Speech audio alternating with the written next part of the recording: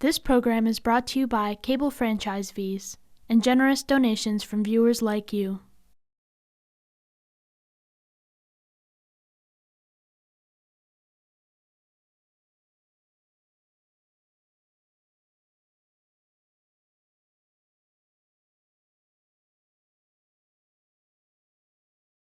Order this meeting of the Regional School Committee at 6:31 p.m. on Tuesday, November 9th.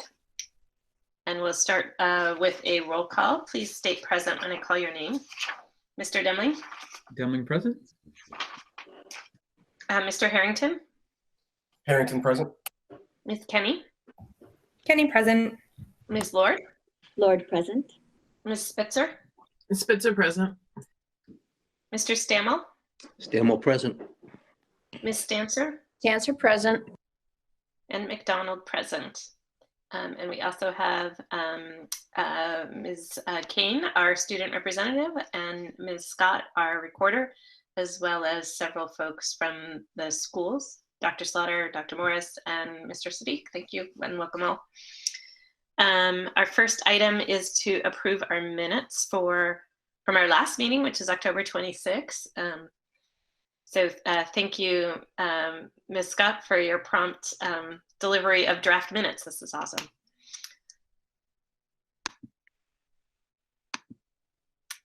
Is there any discussion, edits? Mr. Demling? I'll sound like a broken record, but these are, once again, excellent minutes, and I appreciate the addition of the timestamp video link in there for each item. That was really helpful. So thank you.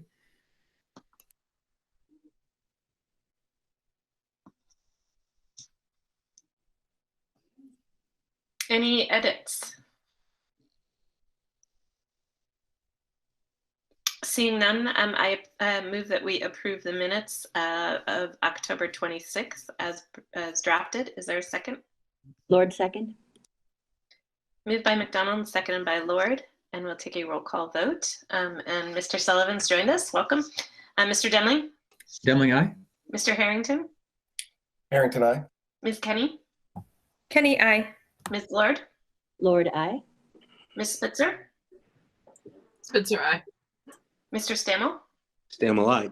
Ms. Stancer? Stancer, aye. Mr. Sullivan? Sullivan, aye. And McDonald, aye. The motion passes unanimously. Next up is public comment, and we received no public comment this evening. So we will move right on to our next item, which is superintendent's update. And for that, I'll turn that over to you, Dr. Morris. Sure. The first thing I'd like to share is it's been a transition at Amherst Media, and Alexis Reed is now our Amherst Media liaison. And Alexis, another I feel old moment. I'm having a number of them lately, but one of them is that I knew her. I did not teach her, but I knew her as a student at Fort River several years ago. We'll just leave it there. But we're so thrilled to have students, former students, much like Ms. Scott, folks who know our district and are connected to our community, involved in this effort. So welcome, Alexis, and really thrilled to have you. And great to see how our young people who graduate our district are continuing to give back, and this is one example. So just wanted to thank Amherst Media in general, wish Jeff the best in his next steps, who was great. He was kind of however many meetings we had last year. It was a lot, and Jeff was at just about all of them. So Jeff's probably not watching. Hopefully he's doing something different on Tuesday night now, but congratulations, Jeff, on his next step, but also welcome to Alexis. So on to the more formal parts of the update. Positive news, I gave an update last time we met, but we've continued to see increased participation in pooled testing since the last time we met. And every week it seems like our numbers continue to creep up in terms of the number of participants, both staff and students. And this will not continue, so I'll say it now before it changes, but all of our pools have come up negative to date at all of our schools. So we've had positive cases in our schools over the last couple of weeks, but none of them were through the pooled part. So we're glad that participation is rising. Robin Supernaut, once again, deserves huge credit and support for bearing with us. And we've had a great experience with our the folks who are the consultants who have come out to do it. I'll just tell a quick anecdote. I might have shared it before, but it's worth sharing again, even if I did, is I went over to greet them and thank them last week, and they're at the middle school. and they said that they just have enjoyed how they've been treated at every school in the district. The same people go to each school. And as an example, one of them, someone had walked by and they said they were hungry, and a staff member, the head custodian at the middle school, was bringing them breakfast from the cafeteria to make sure that they had, because someone had an early morning getting out, and I want to compliment our staff for, they're doing really good work and important work on the testing, but it really matters that they feel valued and part of our community. And I think our staff have done a wonderful job at all of our schools on that front. So that is a positive update. We had a vaccine clinic last week. I think it was last week. Yeah.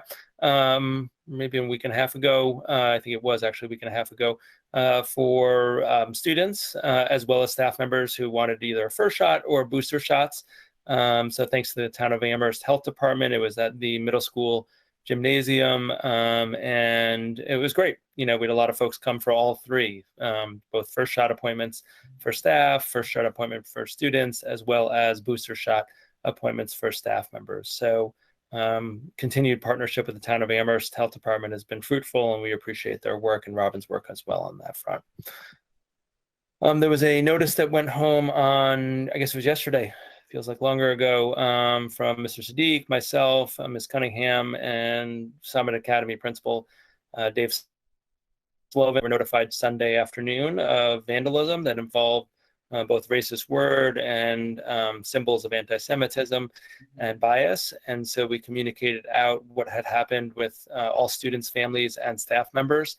We talked about the impact it could potentially have and has had.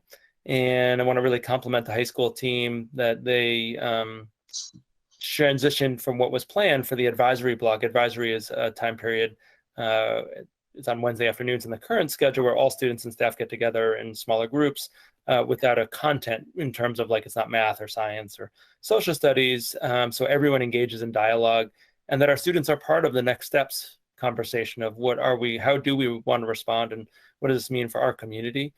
We have tried to do some investigatory work, trying to figure out who might be, who might have done this. We did contact the Amherst Police Department, and we're continuing to follow up on leads. We don't have any kind of evidence or real hard information to share, but we are continuing to follow up on that front as well.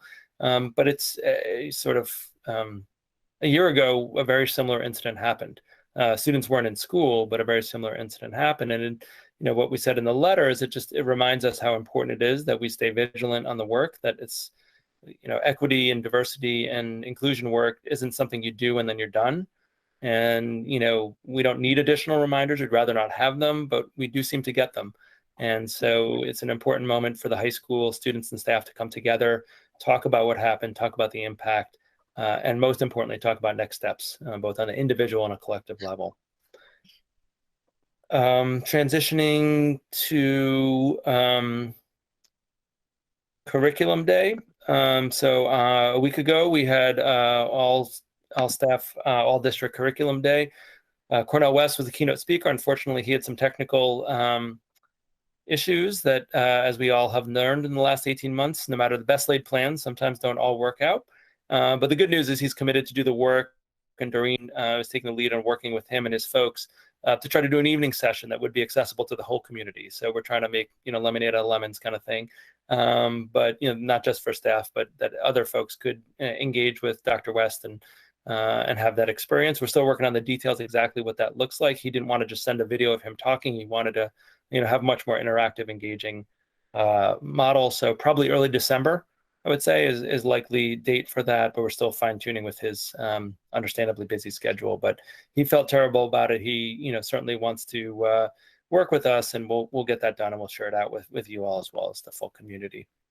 On an additional positive note, the sessions were outstanding. I know the committee members got a full itinerary of the different options. Some of the feedback we received, we're still receiving it, is it was hard to pick which session to join.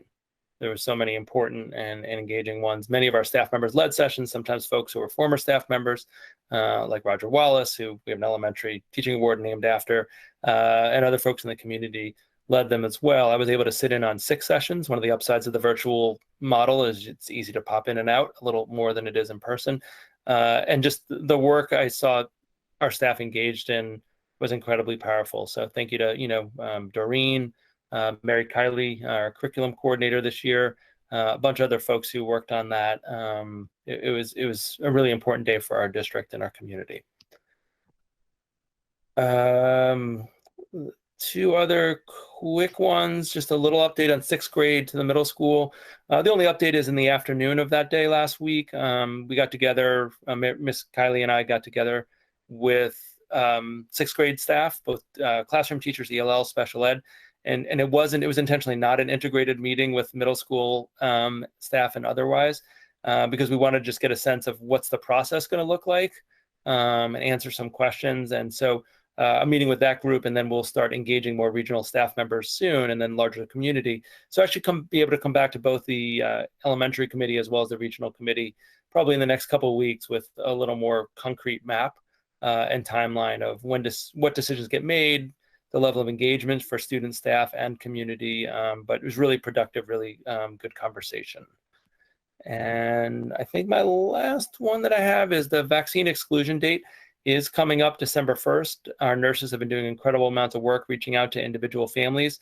I think it's worth noting that we do have a significant number of students who still need vaccinations at the regional level. The majority of those students are not because they need the COVID vaccination. Obviously, that was one that got a lot of discussion from you all on the Board of Health and media attention. Most of it is there's vaccines that folks need generally when they're like 7th and 11th grade. Those are the ones that our students are behind on. And so we're working very much with primary care providers, pharmacies, and individual families to try to work on resolving that. We are trying to see if we can do one more vaccine clinic. We definitely have a second shot, but even doing some first shots a week from Friday for folks at the regional level. So, they can be on their way to that by December 1st date, so that we can try to be as flexible as we can be as long as there's evidence of progress along that dimension. So we have excluded students before. It's not a new thing. It's usually very few because our nurses are so dogged about communicating, and our families are, work to receive that. But, the number's higher this year, not necessarily because of COVID vaccine. It's just because students were behind on vaccines and it was hard to get in. So again, compliments to our middle school, high school nursing staff who are making, at this point, families have generally received between 5 and 6 communications if they're getting close to that exclusion date and needing a vaccine. That's nothing new. I think the number's a little higher this year, but that kind of communication is nothing new. Our nurses do that routinely. And, thank goodness, thank you for supporting the December 1st date instead of the November 1st, because we would be excluding lots and lots of students if we had maintained that November 1st date because of that backlog. And that is my update for the evening. Any questions for the superintendent? Mr. Sullivan? Yeah, I have one that I didn't want to ask until tonight about our vote last meeting about the move of the 6th grade. Was that vote, was the tally just a simple majority, or was that supposed to be a 2/3 to make that happen? Dr. Morris? It was a simple majority. I mean, there was 7 out of 9, which I think, if my math's right, is above the 2/3 anyway, but it would have just been a simple majority. Well, that's why I was asking, because I was curious if the hill towns had become a block, we still couldn't have blocked it, so it was going to happen no matter what the vote was. But I didn't want to say anything like that before tonight. Are there other questions for the superintendent on the topics of his update?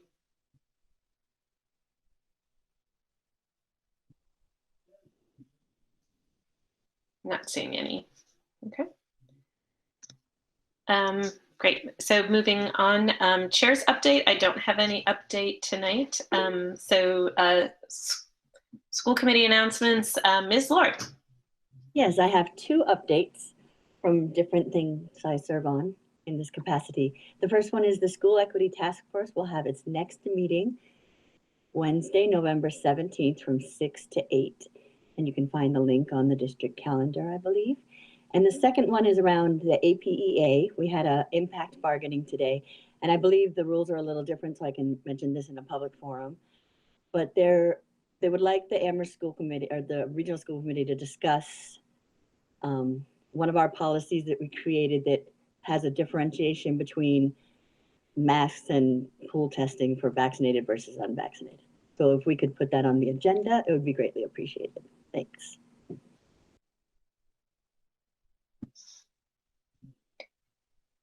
And we'll circle back to that at the end of tonight's meeting when we get to future agenda planning. So that's great. Just update, the policy subcommittee meeting is meeting on the 22nd of November, which is a Monday, at 6:30. We have not developed that agenda yet, but that will be posted next week. And then also, when we get to the budget process, we'll hear about this, but there's the town of Amherst is having its financial indicators presentation to the town council and the Amherst School Committee on Monday, the 15th, Monday evening at 5:30.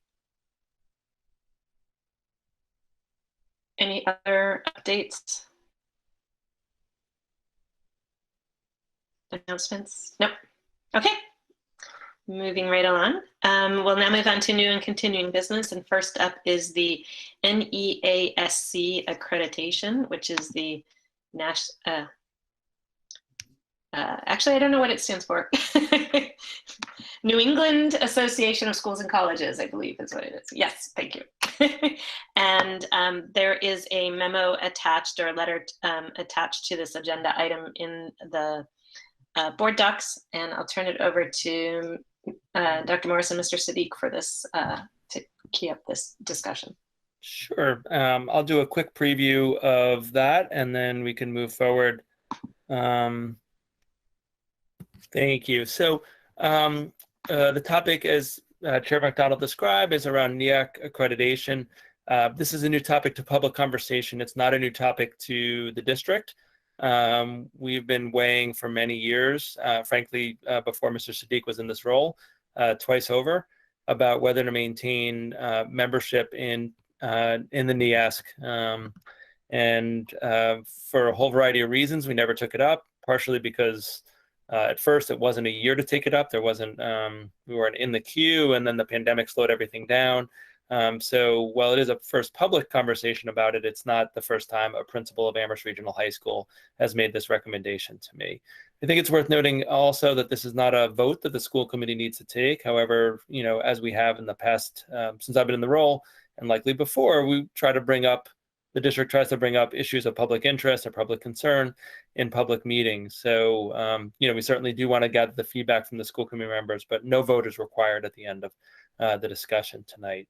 And, you know, I want to also support Mr. Principal Sadiq. I think he makes a really valid argument for taking the step that he's proposing of not continuing in Niacc. And really it's connected in my vantage point. I mean, he's going to speak to things on the ground at the high school, which is the most important thing, but really trying to respond to the goals that the school committee sets, and how do we accomplish those goals. And we're trying to be, more than we have been in the past, very focused on those goals and making progress towards the areas the school committee has directed us, and trying to eliminate things that perhaps prevent us from doing that. And I think at this point, you know, I'll let Principal Sadiq describe the work of Niacc and some of the, he's not going to read the memo, but just some of the key points, and then open it up for dialogue, questions, and comments and feedback from the committee. But with that, I'll turn it over to Principal Sadiq. Talib, thank you for being here tonight. Thank you, Mike and School Committee, for having me. So, yeah, as Dr. Morris said, I'm not going to read the whole document that is in your link, but just some quick points about Niacc. I'm not sure how much you know about Niacc, but it's a voluntary membership organization, third-party accreditation organization that accreditates schools on 10-year cycles, and we're up for our 10-year cycle on Niacc. The last time we've done was in 2012. And so there's a variety of things that they look for when they do their accreditation. How well we're meeting core values and beliefs. They look at our curriculum, our instruction, assessment of student learning, school and culture and leadership, school resources for learning, and community resources for learning. And since 1993, the Educational Reform Act, there have been many other accountability measures put into place.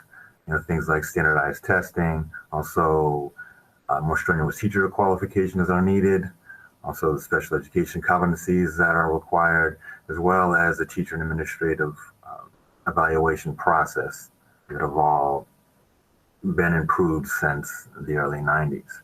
So a lot of these things are not making an organization like Niacc as needed as before. And back in 2012, when the study was done, the really only substantive change that came about from the recommendations was us implementing our advisories that we have implemented and continue to utilize for various reasons. And also in this document, you can see some of the other ways that we are evaluated, not only by DESE, but by other agencies as well. There's a list of them on there. I could go through the list. I'm sure y'all could read it as well. I'd really rather talk about some of the specific in-school reasons why I think now is the time that we shift away from Niacc. And partly is because of the cost. The monetary cost is $4,200, $4,210 to be a member of Niacc, along with at least $24,000 that would be needed for a lot of the fees and the cost of having the accreditation, the Niacc Accreditation team come to our school, along with the cost of substitute teachers that we'd have to pay to cover our teachers while instead of teaching, they would be fulfilling a lot of, preparing a lot of the documents and reports that Niacc requires. So, now we're using more subs than ever before because, we're asking our teachers to not come to school if they're not feeling well. So when they had cold symptoms before and they may have come in, now we're asking them not to do so because it's harder to tell if it's cold or COVID. So there's already a substantial amount of disruption that's happening to students, and having to pull teachers out to perform a lot of these tasks is only going to add to that continued disruption that students are feeling in their classrooms. And also at the school right now, we're still adjusting to being back in person. We had our block schedule that we started the year with, and now we've adjusted it starting at the beginning of this quarter. So as of Thursday the 4th, we've shifted their schedule, and we're still getting used to now having 75-minute classes down from 80-minute classes and having a 40-minute block of time at the end of the day, and also 30-minute lunches, and teachers still adjusting their curriculums to this block schedule. And now everyone's adjusting to daylight savings, which I'm not really happy about, but it's another story. So there's a lot that we're trying to deal with here in the school as well, along with trying to get feedback from stakeholders about the permanent schedule that we'll have going forward for next year. So along with that, there are a lot of other initiatives that we're trying to work on. Our teaching and learning team, which is all the department heads, they are doing a comprehensive review of our grading practices at school to make them more equitable across the whole school. There is some alignment with grading practices across departments, but not across the school. So we're taking a look at that, along with obviously continuing to try to implement our social restorative justice programming, and to continue to work on issues, of racial justice issues. And as we can see from the unfortunate incident that happened over the weekend, this is work that still needs a lot of attention. It's going to take hundreds of educator hours and tens of thousands of dollars to complete, which is really a compliance exercise to fulfill the requirements for Niacc. I think if we're going to invest that amount of hours and resources, I think it would be a much better use of that time and energy and money to try to really shift how we educate students. Like I know that our educators could come up with cross-departmental project-based curriculum to meet like math standards and build a gazebo for students to eat outside, or a greenhouse, or create horticulture programs and use these greenhouses. I think there's a lot of better ways to use that number of hours and energy. I see a question, a hand up. Mr. Stamo? I didn't want to. I was going to ask after you were done. I'm sorry. Oh yeah. I mean, you can ask now if you want. No, Okay. What if anything would be lost by not belonging? It seems like a colossal waste of time and money to me, but from the outside. I think Principal Sadiq will get there very shortly. Okay, sorry. Talking about no, it's spot on. But I think he'll talk about the potential or perceived or lack thereof or lack of downside. So we'll get there shortly. All right, so I'll segue right to that. So the next, if you're kind of following along, talking along with the highlights on the documents, the next one is about declining membership. So one of the things that there's a lot of schools that are pulling away from Niacc because of these reasons, because there's a lot of it, especially now with a lot of the things that they're testing us on and evaluating us on are the ways that we taught students before the pandemic. They haven't necessarily adjusted the things that they are looking for with us. And as a result, not only a result of that, but also just because of the amount of time and energy and resources that it does take from schools and the lack of really perceived concrete benefit, a lot of schools have withdrawn from it. A lot of schools in Maine and also Frontier Regional and other schools in our area reported from those schools there's no real negative impact. There's a lot of ways for colleges to find out what level of quality a school is. Now it's not just based on individual companies like Niacc to report to colleges on how well they're educating students. As I mentioned before, there's numerous other ways that we are assessed now since the Information Education Reform Act has been implemented. So it's a quick summary of a lot of the reasons why I think that our time and energy would be much better spent trying to help our students to adjust being back in schools and supporting our teachers to delivering quality education to our students and figuring out how to shift how we've been educating students for so long, especially in this post-pandemic era that we're in. Well, we're not actually in post-pandemic, in this pandemic, and still dealing with this prolonged pandemic. Happy to answer any of the questions. Ms. Kenny? Thank you. I read your paper. It was very informative and thorough, and I am in full support of leaving Niacc. My only question is that if we choose to leave, is there an opportunity to come back if all of a sudden it becomes a good thing to do again? Or is it like once you're out, that's it, you're done? Right, it's my understanding that we could rejoin, pay the fee and schedule to have them come in and do their accreditation process.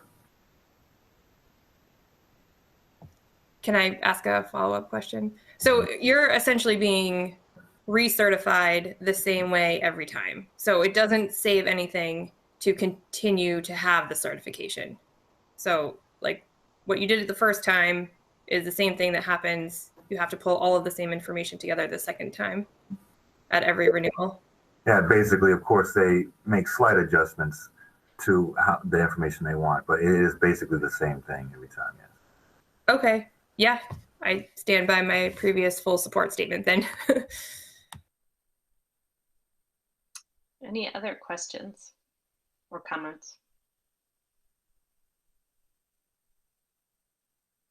Mr. Harrington. Yeah, so I was trying to do a little bit of research here, and I don't have all of my notes on Niacc, but what benefit do we as a regional district get from being, I don't know, accredited by Niacc? That's the first question, and also like I don't know much about them as an organization, but so that's the one question. The other question is, if we pull out, our students can still go to college. This doesn't negatively impact a single, so Ruby and her classmates can go to college if we're not Niacc. Right, that's 100% correct, yes. They still all go to college. Our school has a really good reputation with colleges.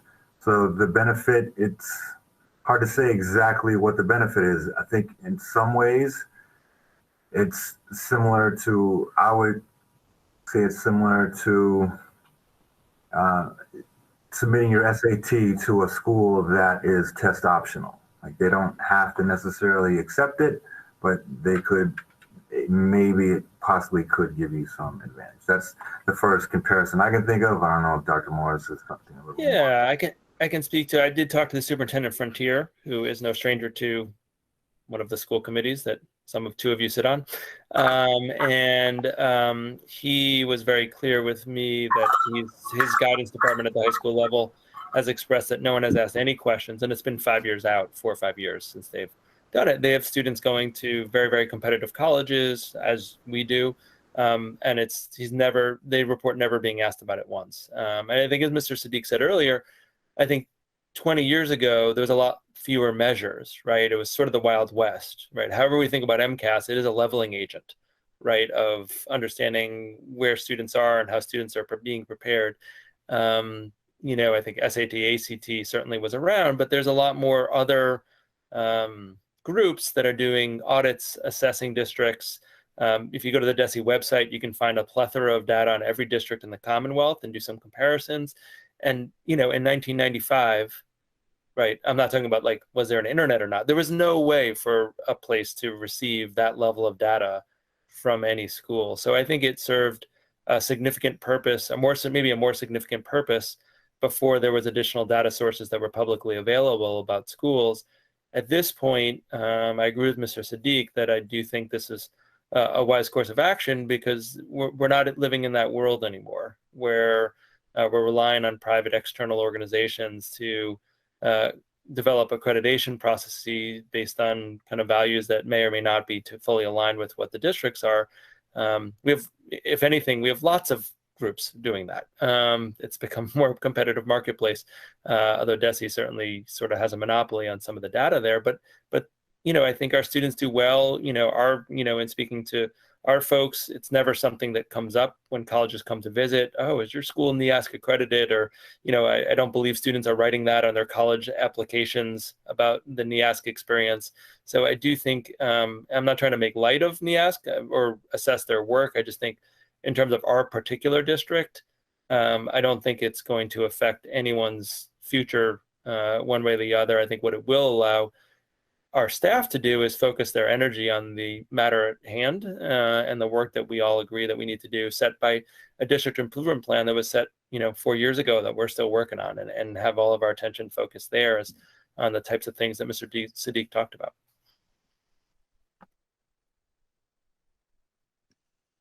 Yeah, I think for me that's the most overwhelming sort of positive, I think, is sort of the opportunity cost, right? And so how there's limited amounts of time and money, and where are we going to get more benefit from it? And the initiatives that you described, Mr. Sadiq, sound, in my mind, are higher priority than one more accreditation when we already have a great reputation. Did I see another hand? Mr. Demling? Yeah, I mean, I agree with most of everything of what everybody has said. So just trying to parse out, does this hurt or help the college admission? So they claim on their website, I'll just quote from it, NEASC accreditation merits strong consideration in the admissions decision. So clearly this is their website. They're obviously biased in evaluating the value of their own stamp of approval. But like Dr. Morris mentioned about Frontier Regional and by the other news accounts that I was able to find, the only real noteworthy news items on this are a number of different school committees in the last 5+ years saying, do we really need this anymore? and then dropping it. So the fact that our, specifically in our case, our guidance counselors aren't hearing that they haven't been hearing about it before, and that other schools aren't hearing about it in the admissions decision.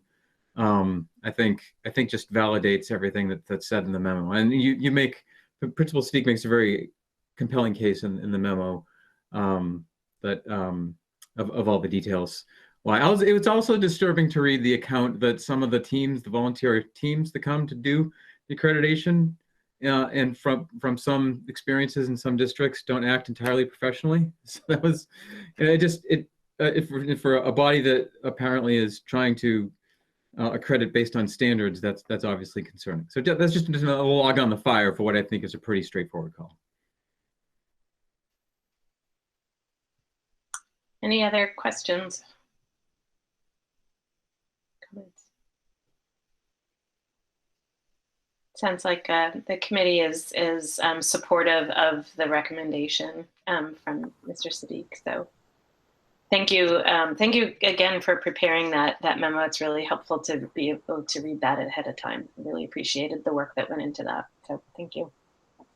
And thank you for listening and reading that and supporting our move. And also thank the other people who helped to prepare the document as well. All right. Take care, everybody. Thank you. All Thanks. right. You have a great night. Bye.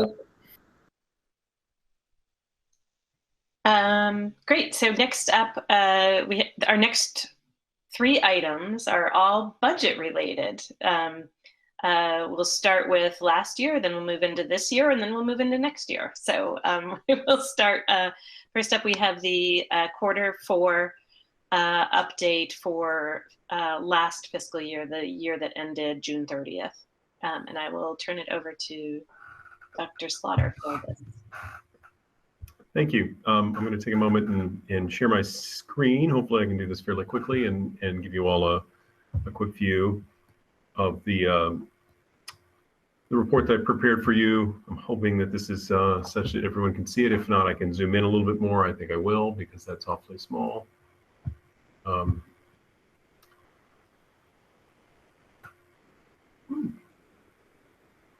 And I'll just say for folks watching at home that this document on the screen is also attached in the agenda.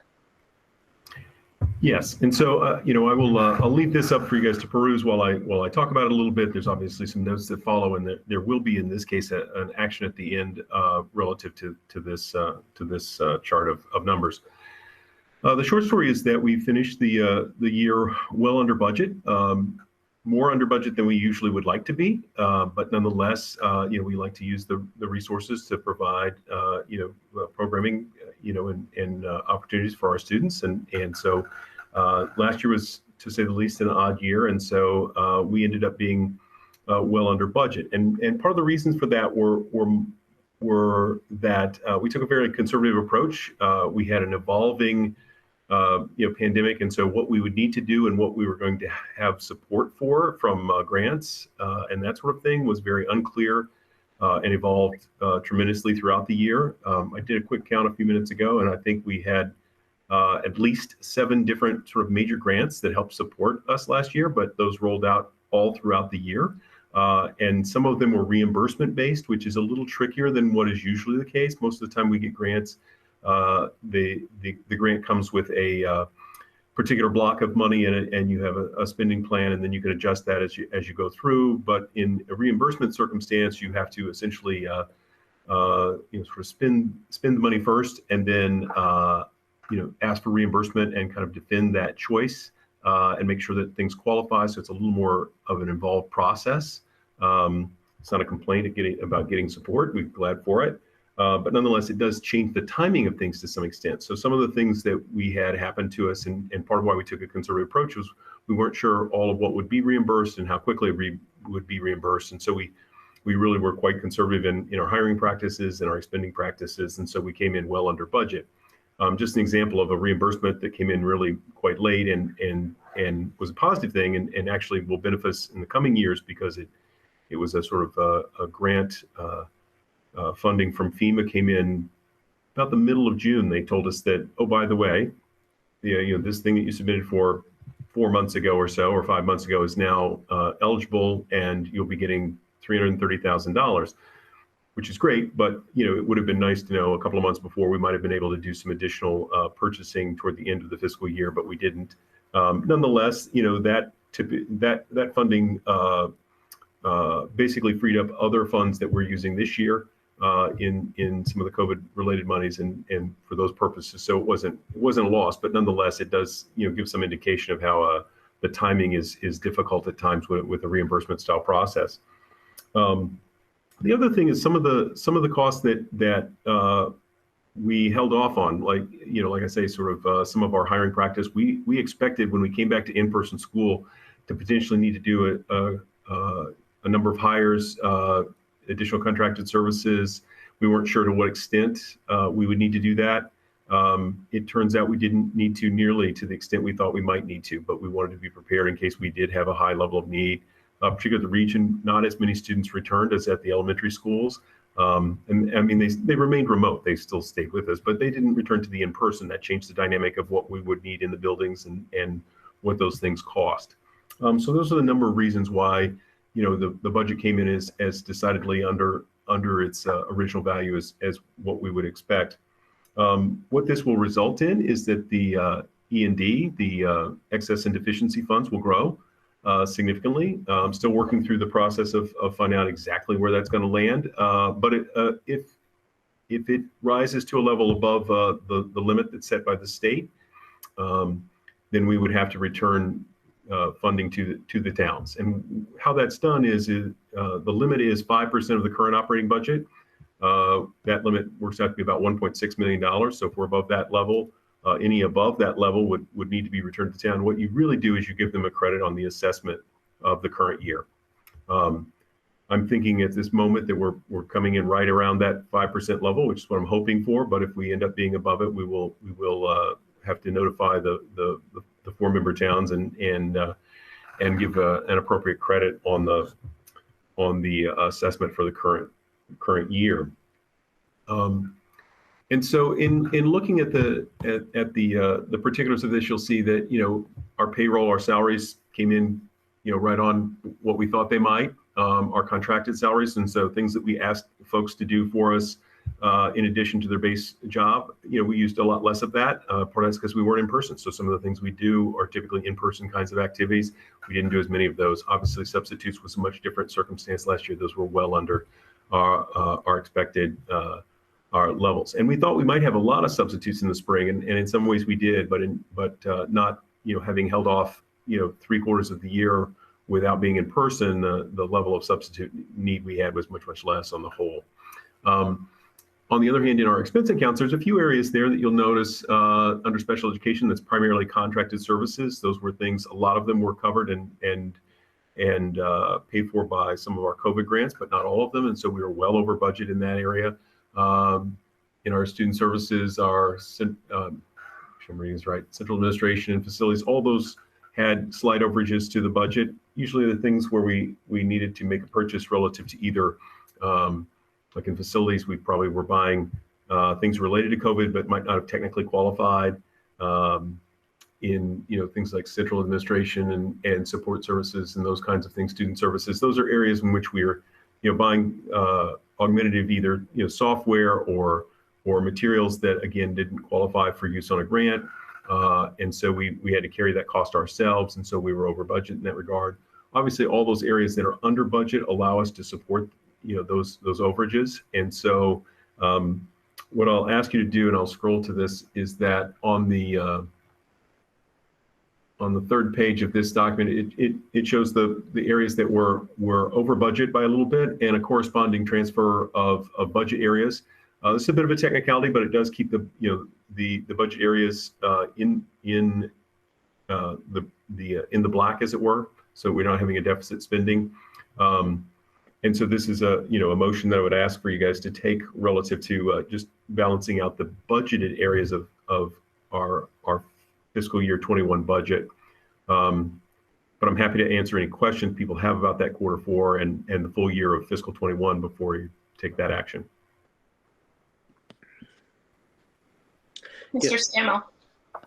I'm just curious if Leverett were to receive some funds from the excess, do you have any estimate for when that would be or how much it would be? How much it would be is still in process. I mean, the way we, so any overage above that E&D limit is basically assessed by virtue of the current assessment method. So your portion would be the same kind of percentage of the whole as is the case for our current assessments.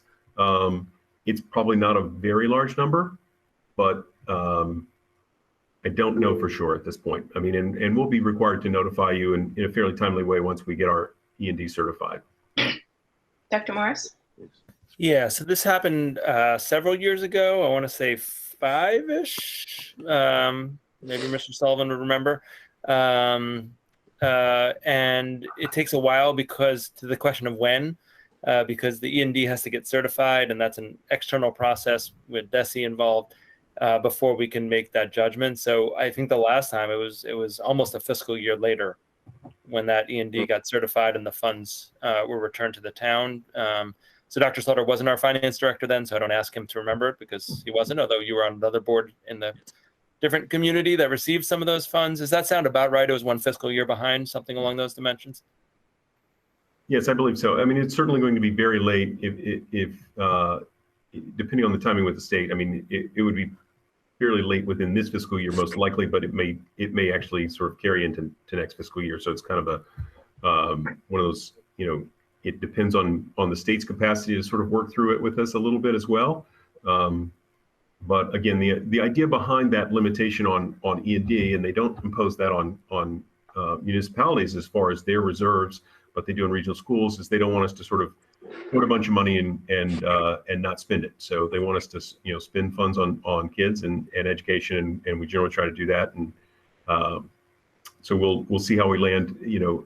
I'm thinking it's going to be fairly close and not a huge amount that might be returned. But I did want to make you aware that it's a potential for this for the end of fiscal 21. Mr. Demling? So yay FEMA. It's always good to get this kind of news. So there was another note you made in your report, Dr. Slaughter, that I thought was notable, that this allows us not to dip quite as deeply into the school choice revolving account as we had planned, which is always good for keeping that a fiscally sound pot of money to consider during budget season. So with the E&D, so 5% is a good chunk of change to have in the E&D.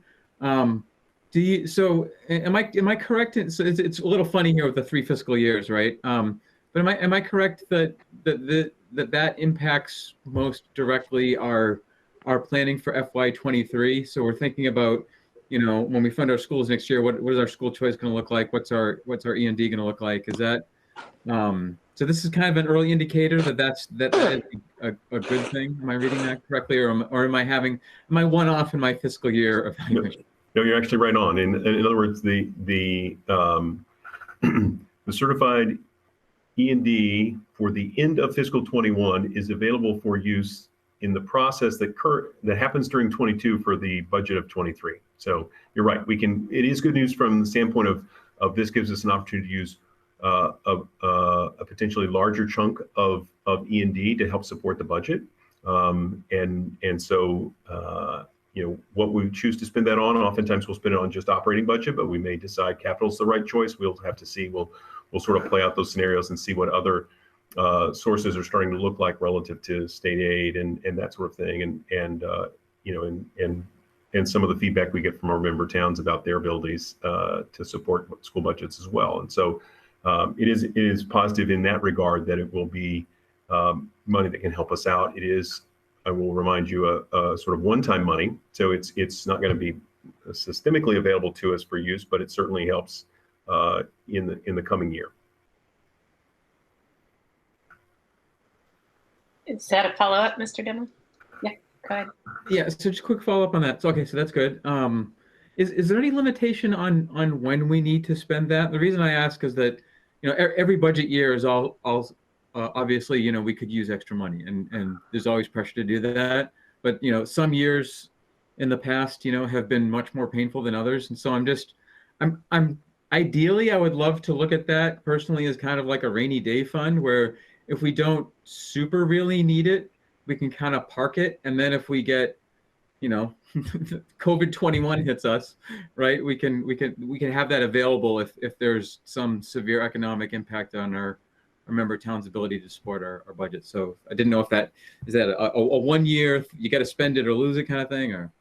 Well, it's kind of yes and no, I guess, is one way to describe it.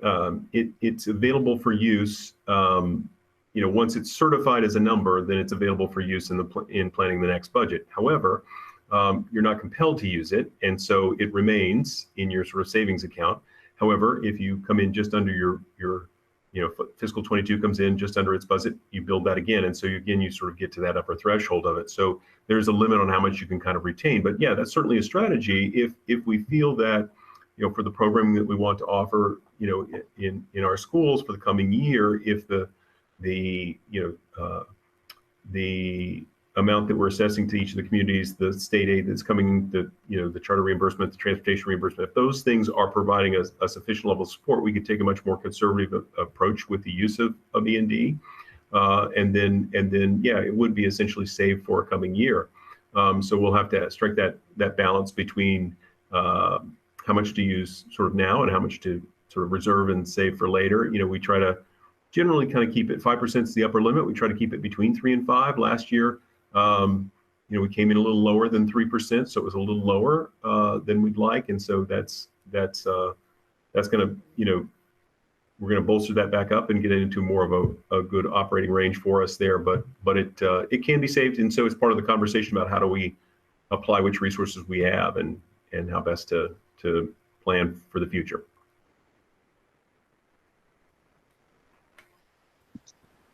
Other questions?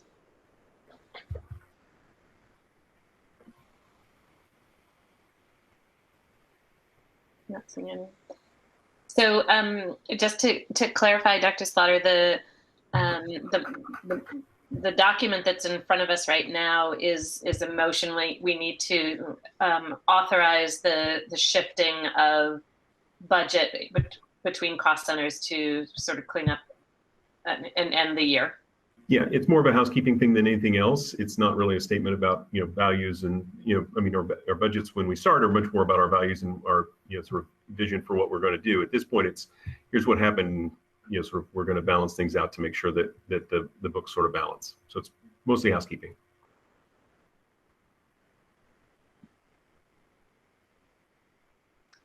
Any other questions from anybody? Not seeing any. So I will move that the fiscal year 21 budget be amended as specified in the FY21 Q4 report to move $682,625 between cost centers to reflect actual spending. Is there a second? Second. Moved by McDonald, seconded by Spitzer. Is there any further discussion? Seeing none, we'll take a roll call vote. Mr. Demling? Demling, aye. Mr. Harrington? Harrington, aye. Ms. Kenny? Kenny, aye. Ms. Lord? Lord, aye. Ms. Spitzer? Spitzer, aye. Mr. Stammel? Stammel, aye. Ms. Stancer? Stancer, aye. Mr. Sullivan? Sullivan, aye. And McDonald, aye. The motion passes unanimously. And next we move into the current fiscal year. It's a Q1 update on the FY22 budget. And back over to you, Dr. Slaughter.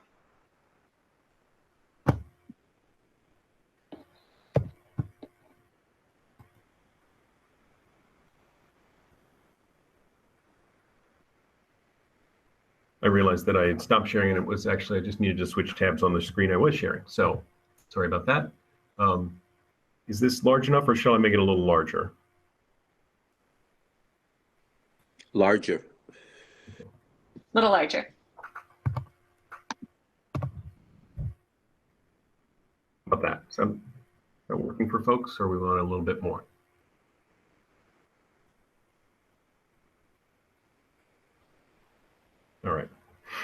I think that's about as big as I can make it with it not beginning to run off the screen a little bit for us.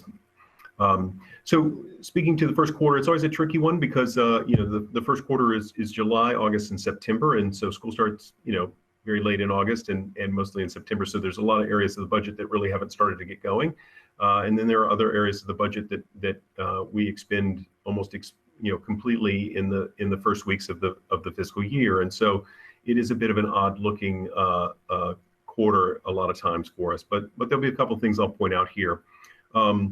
As far as hiring is concerned, we're still in the process of getting staffed up. Some of that's by virtue of the job market being what it is, but it's also recognizing and identifying some needs that we have by virtue of kids returning in person, and making sure that we have the kind of staff and the skills that are necessary for kids to have success in their studies.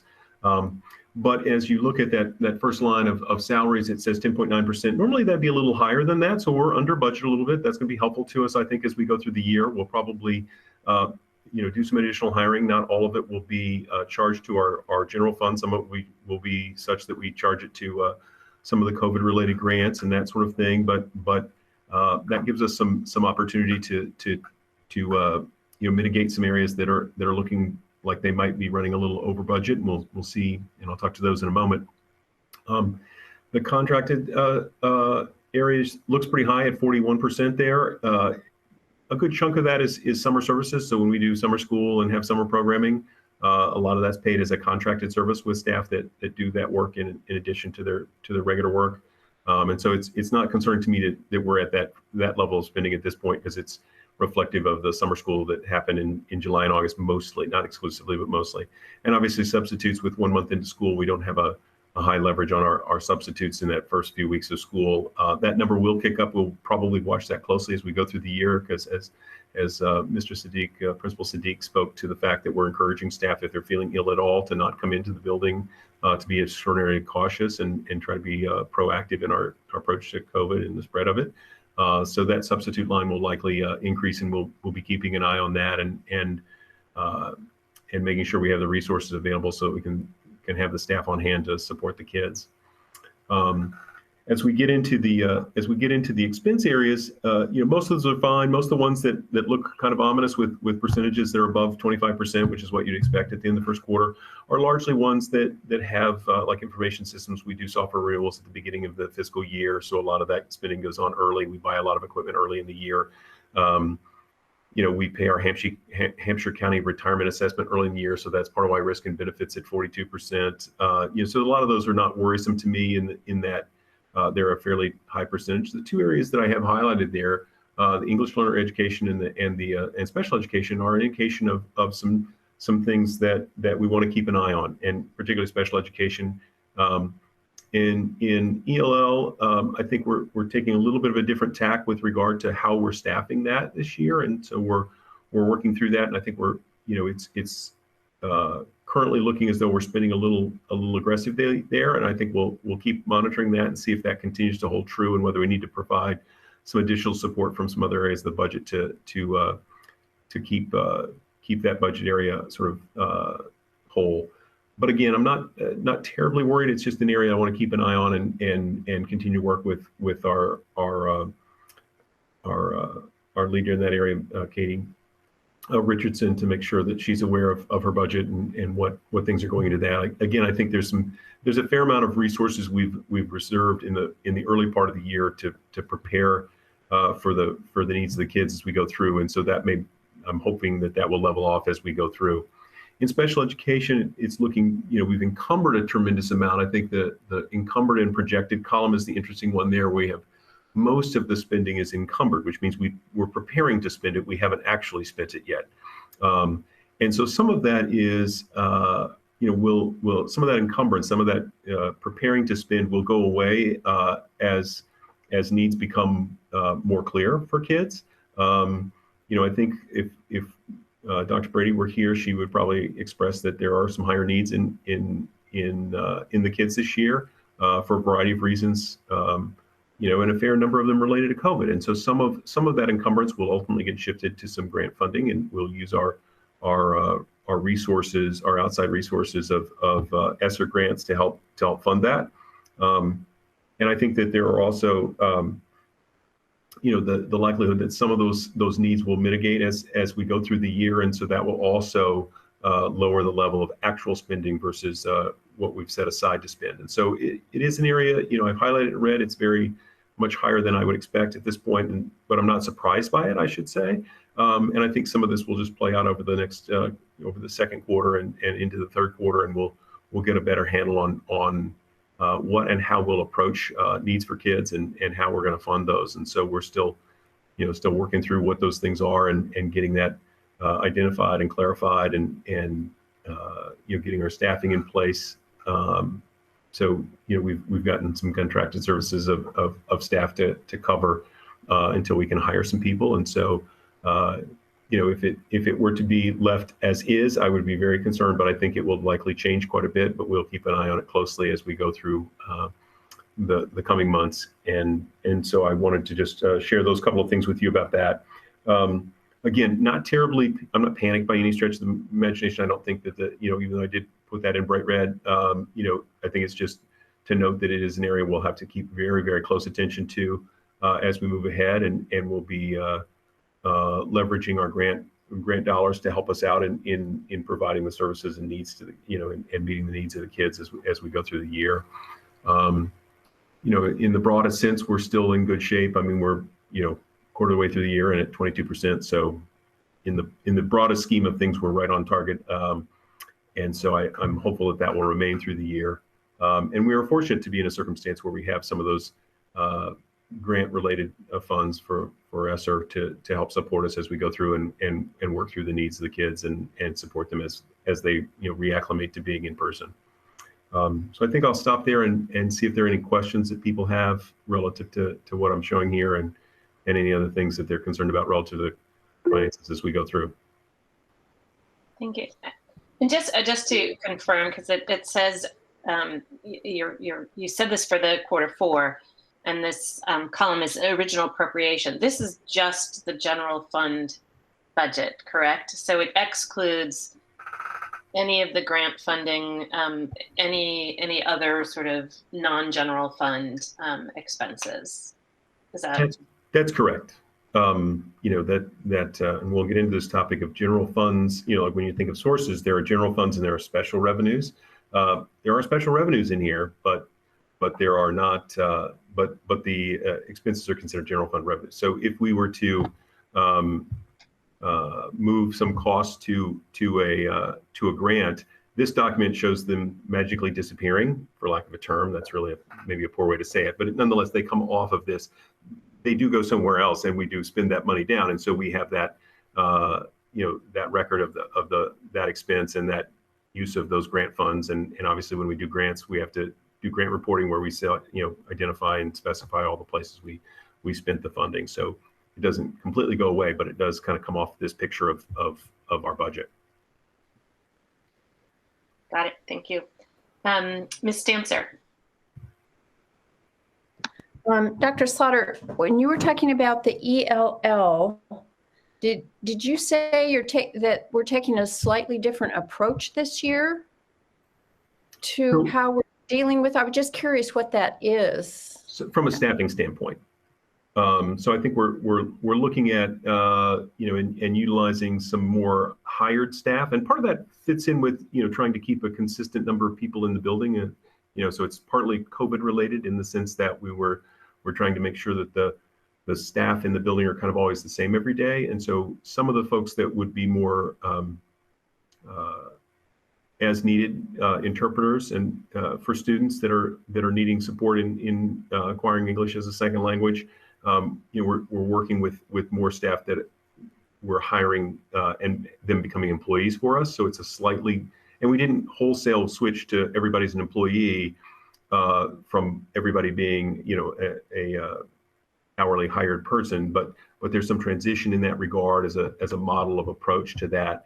And really a couple of reasons for that. One is about a consistency of service being provided to the kids, but also some safety around COVID that's a part of that thinking. And so, it's really about how we're staffing it's some of the same people. They've just, that we've used in past years. It's just a little change in kind of their status. And so, it's a little bit of a different structure than what we've had in the past. Okay, thank you. And Ms. Spitzer. Thanks. One really quick question. Should it be fiscal year 22 expenses on the third to last column? Yes, it should. I missed that Okay. one. Yes. I was like, I don't think 22 right there. Yeah. Okay. Because it was great. Thank you. And then the other questions, this is, I think we're doing the right thing spending on special education, and I think our district should be, does right by making sure that we meet the needs of all of our students, including those in special ed. But I'm wondering if I feel like we are always seeing increases there, and if there's a way to proactively try to make these numbers more accurately match, just because every year it seems like there's a red that is the one row that is frequently red, and I think it. Anyways, just what I'm trying to understand this time is it sounds like the change has to do with staffing, is from what your note and your comments. And so is it a shift from having salaried employees to contracted employees? And then I'm curious, just because we're seeing, I'm not the only one who's probably been hearing about this, but the great quit. And I'm just wondering if our district has been experiencing some of that folks choosing to leave the district or choosing to leave, and if that is contributing to it. I'm just curious about what's driving this, because it does seem like a concerning area, and if it is driven by personnel choices, I'd be interested in learning more. Yeah, I could jump in on that one if that's okay with you, Dr. Slaughter. So a couple of things about special ed, and Dr. Brady could do a better job if she was here than either of us, but I think I can give a reasonable shot. So it is one of the most variable parts of our district. We do continue to have multiple students move into the district who have complex needs that we need to respond to. It seems like a trend that is continuing. So some of it is based that as compared to other areas, 2 students who have high needs can be multiple 6 digits of cost, right? And that's not true in any other area of the budget, really. So that is contributing. Part of it is that it's a variable which students we're actually serving. I think the other is that we know that special education students on the whole, not everyone, but on the whole, were more greatly influenced by the pandemic, negatively impacted by the pandemic than their typical learning peers. And some of this is also responding to what we're seeing on the ground in terms of the needs that students are exhibiting and the needs of how to, and our attempt to respond to them. So I think it's a complex piece. It's certainly something, if the committee wants to come back to sometime this winter, Dr. Brady can certainly come in, because I think you're right. It's often in the red. It's not, this isn't the first time that's happened, but we certainly can have Dr. Brady come in and we'll talk about when we do upcoming agenda items and do a summary of where we are with that. Mr. Demling. Yeah, two questions. One on the risk and benefits. I'm assuming that the reason why that's relatively high for one quarter, 43%, is that we pay most of our liability insurance at the beginning, and that's not a every month expense. So I think that line includes the insurance. That's risk benefits, but that's just one. If you could clarify that. Yeah, and then on the the special ed. So could you talk about how the timing of circuit breaker reimbursement affects this picture? Because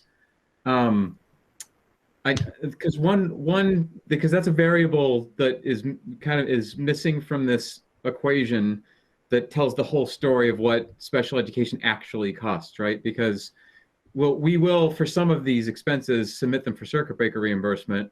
We'll eventually get those claims reimbursed, and then we'll eventually get those funds back, but they're not going to apply to this fiscal year, right? So at the end of the day, what they actually cost the district isn't exactly the cost it's showing. So if you could just, and it's a very wonky accounting point, but it's an important one in terms of public understanding of how much do intensive special needs students cost the district. So if you could just talk about that a little bit. Absolutely. So first thing on risk and benefits, yes, there are several insurances like liability, but I think the biggest one is under risk and benefits is also our retirement assessment, and that's a pretty good chunk of outlay of cash at the beginning that kind of drives that quite a little bit, and so it won't now that it's paid will just sort of sit there, and so that percentage will sort of flatten out as we go along. So there are several in that category. Yes, many of them also are monthly, like our health insurance and that sort of thing, but which is generally the largest driver in that area. But we do have several at the beginning of the year, including our retirement assessments that take a really significant chunk and push that percentage up in that 40 range. To the question of circuit breaker, so yes, some of the more expensive placements and or services that we have to provide are eligible for circuit breaker. The short story is the following: is that the expenses have to rise above a certain level to even qualify as eligible for circuit breaker. Once they get to that level, those that are above that are reimbursed, not in totality, but as a percentage, and that varies a little bit depending on how the legislature has funded that particular line item in the budget. So we incur the cost this year. We submit the reports to the state for reimbursement. The money comes next year. We generally, just to sort of make our process a bit more planful, typically spend the money in the following year. So the money we're spending this year that was from circuit breaker was received last year, but the services were provided 2 years ago. And so there's a lag. And so if you have an uptick in students, and we've seen this in some, in the Amherst district, for those in the Amherst, we've seen this a little bit, but if you have an uptick of a couple of students, it's a lagging, sort of payback kind of circumstance. And so it takes a little while for that to come and support your budget. To date, I've not applied the circuit breaker funds to this budget yet. And so that will also mitigate some of that, sort of overly large looking number right there. And that's we often kind of hold off and will apply those circuit breaker funds during the year once we have a better sense of where in our special education spending it will serve us best. Most of the time it's for our most expensive placements of students, but not always. We sometimes support some other areas around transportation or other kinds of tuition for kids. One slightly, speaking of the wonky, sort of slightly different thing is if you have a student move into your district that is extraordinarily expensive, that needs a very high level of care or support, there are emergency funds that can be accessed and circuit breaker funds that can be applied in the year in which you are trying to fund those services and that placement for those kids. It's pretty rare that we have someone of that high need that sort of moves in unexpectedly, but they do have a sort of an emergency circuit breaker version as well. But most of the time we provide the services during 1 year. The funding comes to us the next year. We budget it into our budget for the next year. As an example, for this year, the number of circuit breaker funding we'll use is in the $800,000 range, which will help support our budget pretty significantly in that regard. But we tend to have, more often than not, we tend to have a fairly steady number of kids. We'll be plus minus 1 or 2, and so that circuit breaker tends to have because we are a big enough school district to have a number of kids that that have service levels that qualify for circuit breaker. We tend to have a fairly even amount that we can apply year over year and kind of help moderate the impact of significant increases for one kid or another, that sort of thing.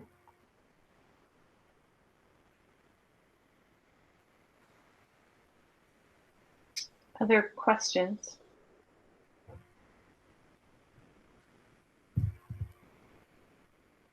Okay. I'm not seeing any. Okay. So moving on to our next item, which is talking about our process for the fiscal year 23 budget. And I will send this over to Dr. Slaughter and maybe Ms. Stancer, Chair of the Budget Subcommittee. Sure. Ms. Stancer, would you like to start or would you like me to? I think I'll let you go ahead, Dr. Slaughter. Okay.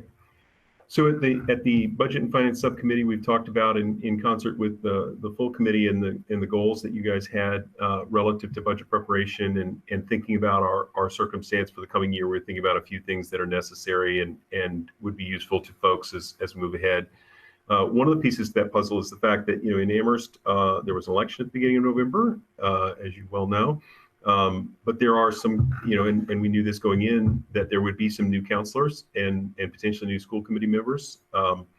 And so as a result, one of the strategies we were talking about is creating a fairly brief document, if 10 pages can be considered brief, to cover the basics of budgeting and write it in such a way that hopefully it's fairly accessible to people to read through without getting into too much detail. So hopefully the right amount of detail to get people up to speed on how the budget gets put together, what are the component pieces of it, how they broadly function, and then some links to things that allow them to do a deeper dive if they choose to. And so, and by intention, we've shaped this document to be that type of introduction to budgeting for folks, but yet still answer some questions that are kind of specific to us. There are things and terms that come up in budgeting that aren't mentioned here. For example, net school spending, which is a much bigger deal in some other communities by virtue of the fact that they are only able to fund their schools at a very at a more moderate level than we are, and so they're having to really push to meet the demands of the state for a minimum level of funding. We're fortunate in our district to provide a strong support for our schools, and we're not near that. So I left that out of the document just because I think it proves to be a bit confusing if it's something that never comes into play for us. I've been in and around the district for 15 plus years and served on various boards and committees. Net school spending's never been an issue for us. I don't foresee it to be either. So that's just an example of how this document's a little more tailored to our particular, sort of circumstance, and yet I tried to keep the tone of it and the intent of it to be accessible and broadly applicable to both the Amherst and Pelham school districts as well as the regional school district. I mean, we're talking about the region tonight, so there's a couple of things in there that obviously get into more details of regional schools. But I wanted to make sure it had some of the other pieces because those when you guys are meeting with your towns, their local schools are playing into this conversation, and there are things that apply in some circumstances only to a municipal school or only to a regional school, and so we want to make sure that was in the context to help explain part and parcel of how the budgets get to put together and how they're distinct when you think about a regional school budget and a municipal school budget. So I'm hoping that folks had a chance to read it. I'm hopeful that if you have some additional comment or suggestion that you feel free to forward it to me. I think I'll stop there. There's some other things that we've been talking about as far as sort of next steps after this, but I kind of want to pause and see if there are any questions, concerns, problems, or suggestions around this particular document that people might want to offer. Ms. Dancer.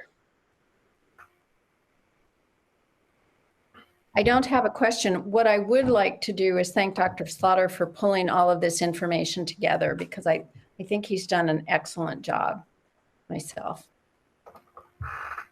Thank you. It's very appreciated. I will say I must thank my staff as well. I definitely ran this by some folks in my office and got their feedback and had them help me put it together. So it's not a solo effort in that regard. So kudos to my staff.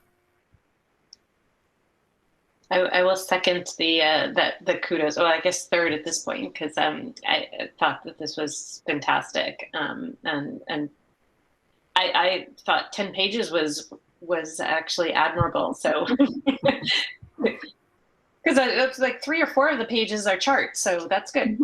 Ms. Lord.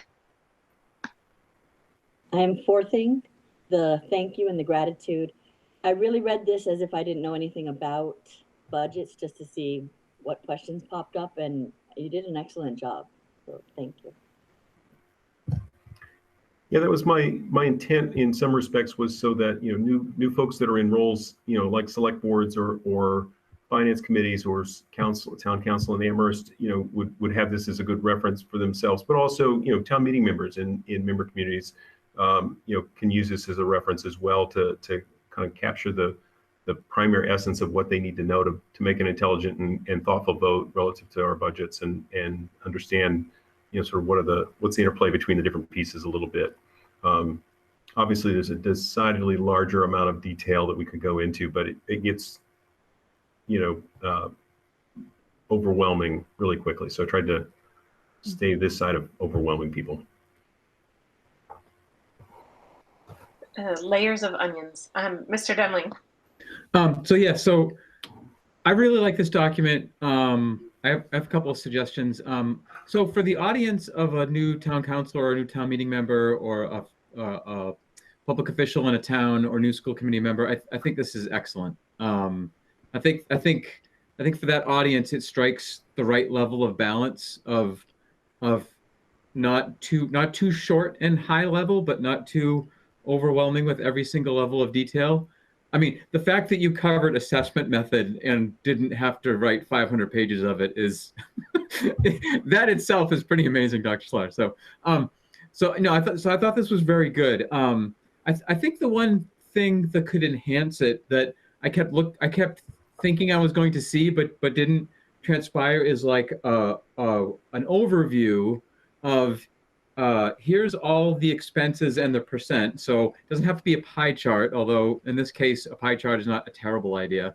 But maybe just a bar chart of here are all of the revenues. So general grant, all the revenues. Here are the expenses, and then ideally from a say a school committee or a town budgeting point of view, here's the change from last year to this year, right? Or the two fiscal years that you have the numbers for.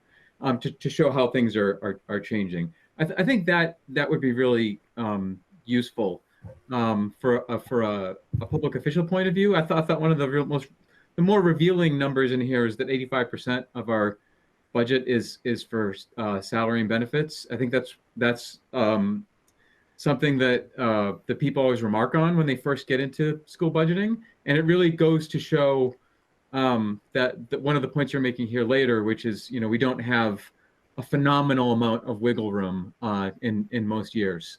So I think that would really help, and I think that could be reused for a much shorter version of this for the public. So we've been talking about doing public forums for the public, and how do you possibly get somebody up to speed, who is just engaging on this without any, and is not a public official, doesn't have the hours to spend on this. And I think something like that kind of overview picture of from a zero level, here's your revenues and here's your expenses would be really helpful. And just a couple of comments. So I love the idea of an FAQ, and we could maybe take this as the basis for a public FAQ. Like just specifically on the question about if you have something you think the school budget should support, when can you participate?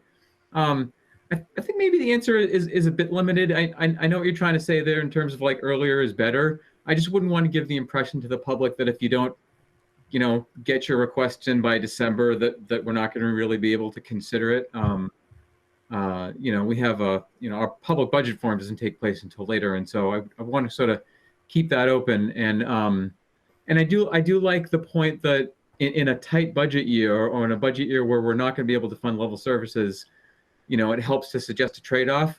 Well, unfortunately, that's almost always been the case for us, that it won't necessarily be the case all the time. And so maybe just putting that in context that, if we don't have enough money to fund level services, then we have to make trade-offs. And so if you're going to add, you have to subtract. But that's just sort of a nuanced point. But overall, I really like this document. And it's something I wish I had the opportunity to read 5 years ago. It would have helped me come up to speed a lot quicker.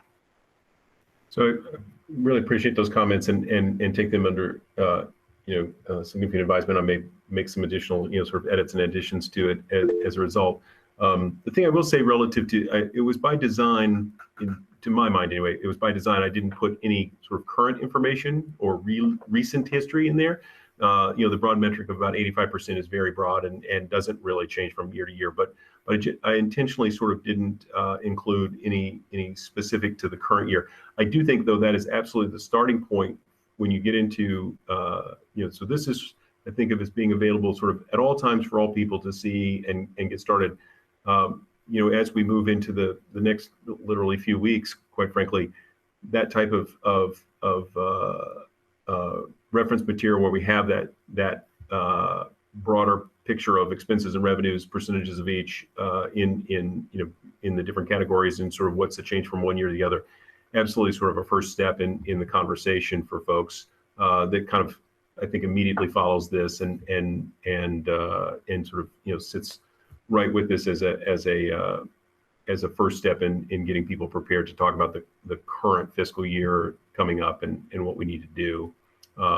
With a little, with obviously a little bit of history on, beside it as well, to sort of give, how did we get to this point, or what's the last couple of years looked like, is part of those kind of documents as well. So I absolutely will take that in and try to make that a sort of next piece it's a piece that gets renewed every year, and can be refreshed at each cycle. Ms. Spitzer. Thanks. I want to echo the gratitude. Thanks so much for pulling this together. It would have been nice to have something like this when I started a few years ago. And this is only coming up because I'm looking at this right after looking at the two documents you just presented, kind of summarizing where we're at. It seems like there's some categories listed. Sorry, there aren't page numbers, but if you go to the section on expenses, where you kind of lay out payroll accounts and expense accounts, that pretty closely mirrors, if you look at the documents we were just looking at, kind of the fiscal year to date spending. But I noticed that there are some categories that were not included, but were listed on the documents we were just looking at. For example, contracts, English language learners, information systems.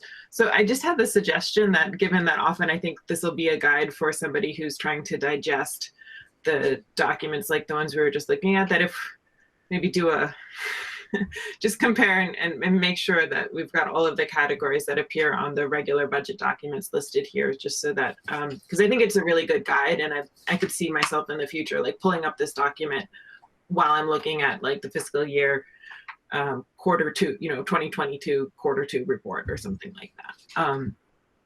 And I guess related to that, well, I'll ask you that later, but I, in particular, the contracts piece, I'm kind of curious about how that intersects with some of the expense accounts. Anyways, that was it. Thank you again for putting this together. You're welcome. So on that notion of sort of expense accounts, so part of the struggle is I looked at the three budgets, the Pelham budget, the Amherst budget, and the regional school budget, and of course, we largely categorize them the same, but there are slight differences between them. And I, given the sort of time frame I was, working in, I was like, wow, we really should tighten those so that they're identical. That would make my life a lot easier as well, to make them exactly the same wording. They largely follow the exact same sort of structure, but there are just a few differences. That's part of why I left it out. And I think that so school administration sometimes includes the information systems, and sometimes or the central administration sometimes includes information systems, sometimes it doesn't. So that's I think as I go in and start to build budget books for this year and put those things together, I will probably endeavor to try to tighten those up so that they align a little more tightly, which will allow me to go in and kind of fill those in a little bit. So I agree that they don't quite match one-to-one with some of the things that you look at, and so I will take that and potentially add those, even if it's just a single line to describe it, to match it up. That I agree would be helpful.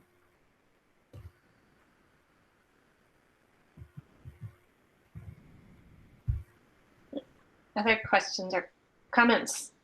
Feedback?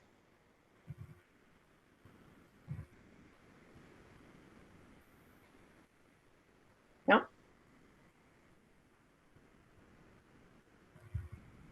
Not seeing any. Okay. So I think, do you have the feedback that you were hoping for, Dr. Slaughter? To be able Yes, to, that was Yep. very helpful. If people have specific text they would like to share, feel free. I mean, I see this as a living document, so anytime that someone thinks of something, feel free to share it back. We'll probably ultimately find a location on the website under the budget documents area to put this and have it available to folks. I will take the advisement of tonight's discussion to probably make some more revisions to it in the short term and try to get it up fairly soon so it's available. I think in leading to a Four Towns meeting on the 20th, I'd like to make sure that this goes out to all of the towns as part of the sort of invitation, as it were, so that they have it. I mean, again, for most of the folks, it's old news, but there are some new folks in certainly in Amherst and maybe in some of the other communities as well, and so this gives them sort of a common conversation piece to work from as far as that conversation on the 20th. and that's a great segue to the next bit, sort of talking about the overall process. So could you talk through, I think it might be helpful for us to sort of put down on paper, digital paper, sort of what are the dates and the meetings coming up that we want to use as we go through the budgeting process for FY23. So the next meeting, the next milestone is that Four Towns meeting on the 20th of November. And I believe that's been confirmed. Yes. And, yeah, okay.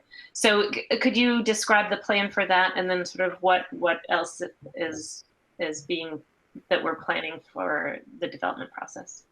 Sure. So I kind of sketched together an outline of what I thought would be helpful, certainly for me. I mean, obviously taking feedback from you all as far as whether you want it to play out this way or not to play out this way. But I thought about the meeting on the 20th, and one of the key pieces, and we've talked about this before, is to really kind of focus on assessment method and to try to have it be a separate conversation from the coming budget. And so we didn't want to have and the term I've used is sort of decouple the current or the coming year's budget and the constraints of that budget and the income and resources that we have from just the conversation about assessment method and philosophies that people have. And so the way I envision this meeting, and obviously it will be whatever you guys want it to be, but was that we'd spend a little bit of time at the beginning doing budget basic stuff. So a little bit of what's in this document we just looked at.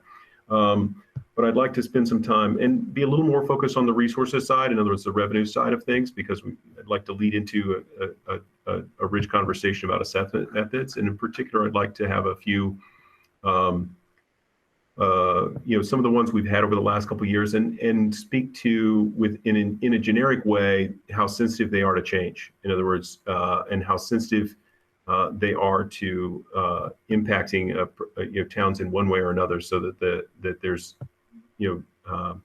no confusion about sort of current year circumstances with the method. I think sometimes when we're having sort of both pieces move, the assessment method and the sort of finances of the current year both impacting it, we're trying to fine tune something with multiple pieces moving. So I'd like to kind of demonstrate to folks these assessment methods and sort of give some examples that are generic as far as sort of the dollar amount to be funded, and sort of look at the impact on each of the communities relative to that, so that we can see how broadly or not that they change relative to just the assessment method sort of definition.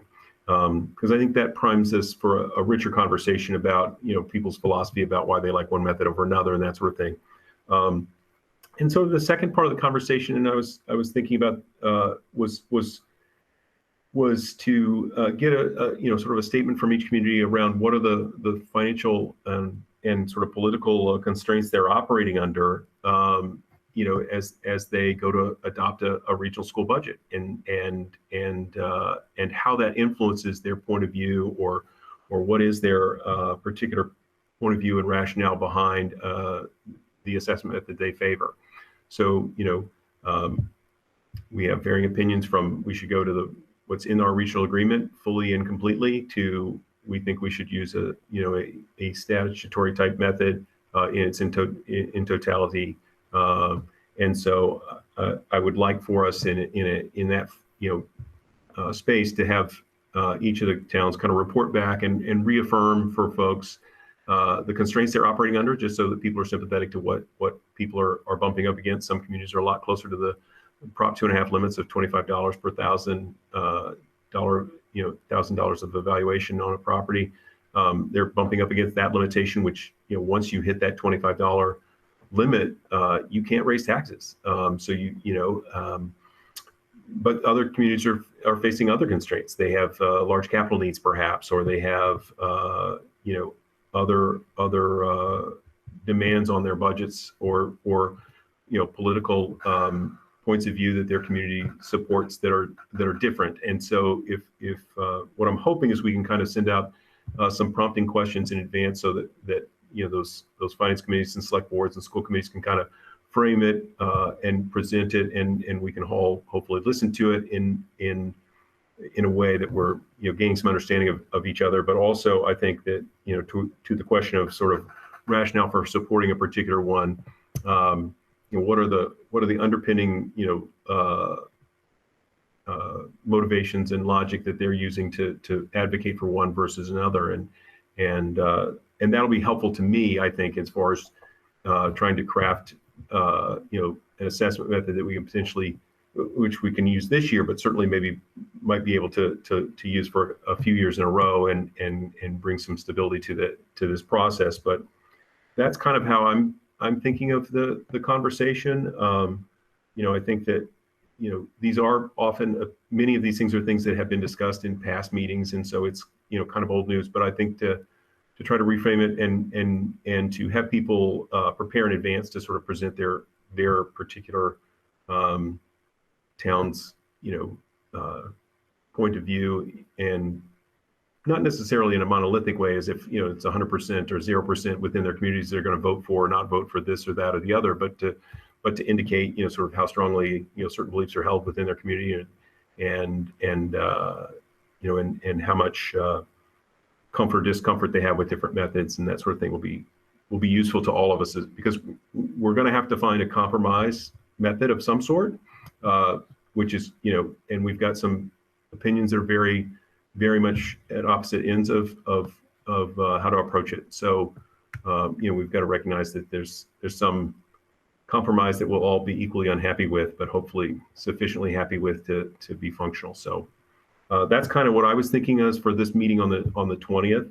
I think when we get into a subsequent Four Towns meeting in say December, which I think about the 11th would be, if I'm looking at the calendar correctly, I want to say the 11th kind of makes the most sense there. That would be more traditionally like what we see at a first Four Towns meeting, where we're going to have some conversation about assessment method, but we're also going to be starting to talk about what do we think the resources available to us are, what is our rough cut first look at what our budget starts to look like level services wise, and a few of those kind of things. So we'll start to get into some of the realities of what fiscal 23 specifically looks at. But I'm hoping this meeting can be a bit more abstract in that regard, so we can talk more of the philosophy of assessment method and perhaps get a through line to something that we can, or a few options that we can present in December to have people make a somewhat firm commitment to. I'm not going to say they have to actually commit to it, but just to have some sense of confidence in a method that we can move ahead with.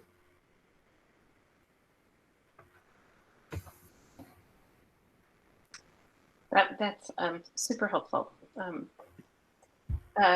Questions or comments? Mr. Demling. Yeah, so I think this is good. It's good that we're doing this proactive, step. Wait, sorry, can I just interrupt? Yeah.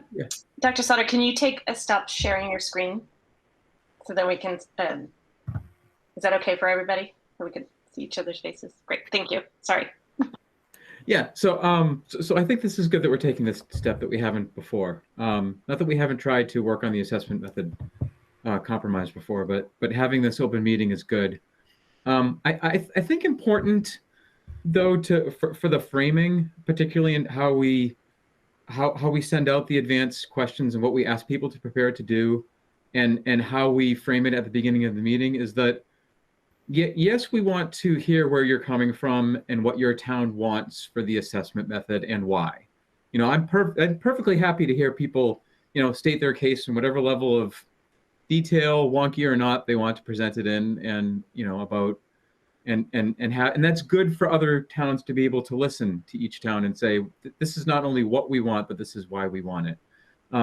That's good. I think it equally as important, if not maybe slightly more important, is to frame it that at the end of the day, the regional school committee is going to have to vote next spring on an assessment method that we hope all of you will approve, right? And so the goal is not to take 4 submissions of an assessment method, have them all duke it out in an arena, and have one left standing, right? The goal is to find a compromise solution that we can all live with that our towns can all live with long term, right? I know you all know this, but I think it's important for us to state that at the beginning and to have each of our 4 towns take a crack at that. So when we say we'd like you to prepare, you know, what you want and why, we'd also like you to propose what you think is a compromise assessment method that everybody can agree on long term. To be able to get people to Sorry, to Mr. think in those Sullivan. terms. Mr. Sullivan, can you mute? Mr. Sullivan, can you mute yourself? Thank you. Yeah, so and to that regard, I think it's also important for the school committee to sort of ride shotgun and like presenting and running the meeting, just because at the end of the day, it's on the school committee, right, to try and get everybody on the same page and to think about something that that we can ultimately propose that people are going to be compromised on. But I think that's probably, we can't avoid people like getting passionate and upset at each other about being on widely different points of the spectrum. And so it's good for people to be able to express that and to be heard, and at the same time, you know, have you know, question number 2 on there, like, this is how we're framing it should be, and you're coming with a proposal for a compromise as well, which is probably the harder question.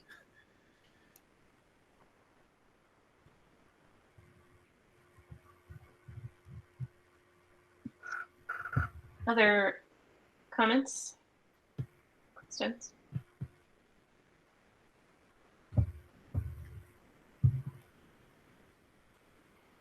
Ms. Dancer. I guess I'm just wondering if the idea of having them come to that first meeting with prepared to provide their compromise, I think that might be better done at the second meeting. I think really the intent on the first meeting is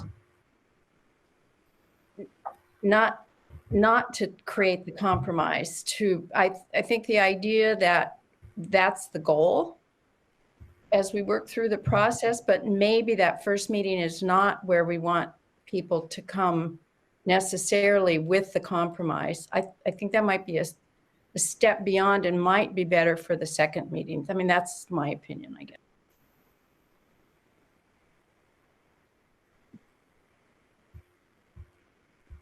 Other thoughts?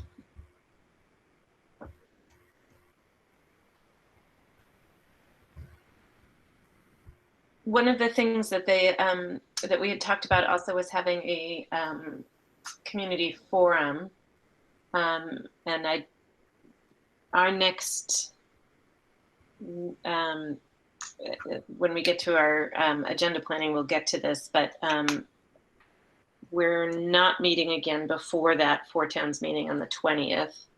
And so I guess the question is, do we want to be talking about potential dates for a community forum for the regional budget now, or do we want to come back to that at our next meeting? Ms. Dancer? I think we identified a potential date for the public forum in December. It was the 16th. Not definite, but that was a date that we sort of put out there as a possibility. The 16th of December? Mm-hmm. I think. I'm looking back in my notes. Dr. Morris?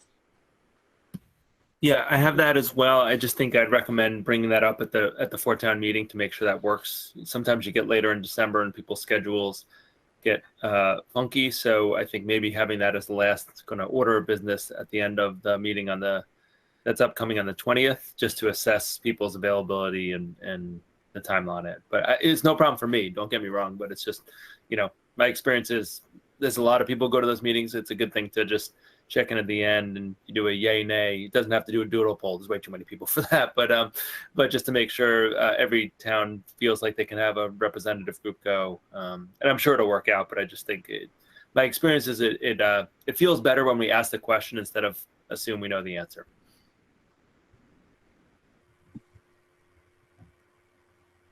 Sounds good. Great. Any other comments on this?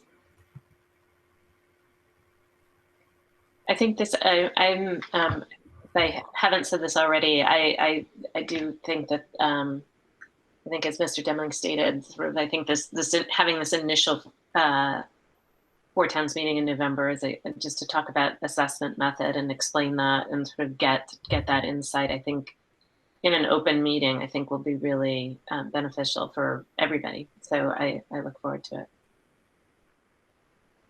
If there's no other thoughts from the committee. Dr. Slaughter? Just one thing. I think, sort of with your permission, I think I'll sort of compose the prompts that might be set out. And then I guess the question is sort of, how would you like to sort of review those before I send them out? Sort of check tone and content and that sort of thing. But I do want to give a fair amount of lead time to the various towns so that they can, decide, internally sort of, is their finance committee the one that's going to answer the question? Is select board going to answer the question? Is it partly one and partly, that kind of thing. I want to give them enough time so they feel like they can prepare properly but I'm happy to sort of, I've kind of articulated it here, but I put it in sort of more specific pros to share. And I can also share the budget basics document at the same time, just for people to have. I'm sort of seeking feedback from you about how you'd like me to sort of get that vetted by you as a school committee before we send that out to the broader group of folks.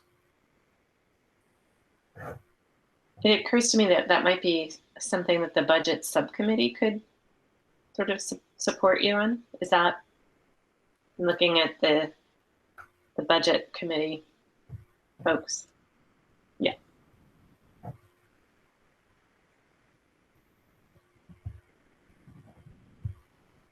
Okay, I can work with them to figure out whether we need to formally meet or we can do it informally, but.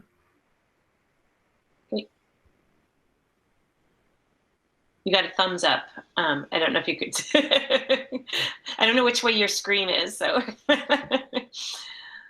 Thank you. If there's no other discussion, comments, questions, then I think we're good. Okay.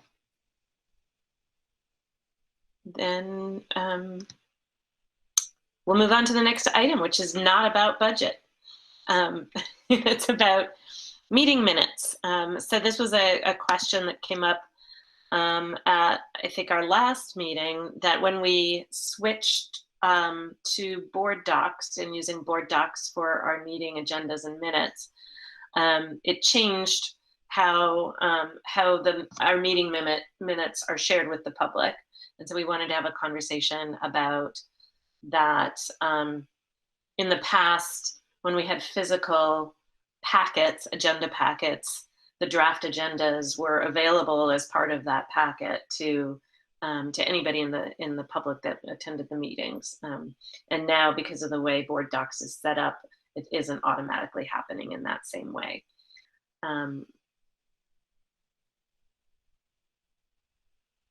The meeting, sorry, I will say that we're talking about the draft meeting minutes, because the approved meeting minutes do get published immediately, I think immediately after the meeting at which we approve them. Ms. Scott? Hi, I just wanted to clarify. So were you trying to have like a PDF or Word doc of the drafted minutes available prior to the approval of them? Because there is a print option, and I'm wondering if that could just be saved as a document, like attachment, but I don't know if that will kind of, I'm not quite sure if that would fit what you were looking for. I think that could work if it seems like the easiest would be is if Board Docs enabled you to make them visible without having to go do that extra step and attach them. I think the other thing is that, is it clear that it's a draft minute as opposed to approved minutes? But if it's, yeah, I was just gonna say, because the way it works on Board Docs is I write in the notes in Board Docs that you're then able to see, but the only way within Board Docs that I know of sharing them is with the public is to actually release them, which Sasha does after they get approved. But I could also test out what it looks like if I do print, and maybe I can write on the top like draft, and I just don't know where. I guess that could be then attached to I don't know where that would be attached though. Like attach it as an attachment to the approval of the minutes, because the public can't click on that link that shows the minutes that y'all can see.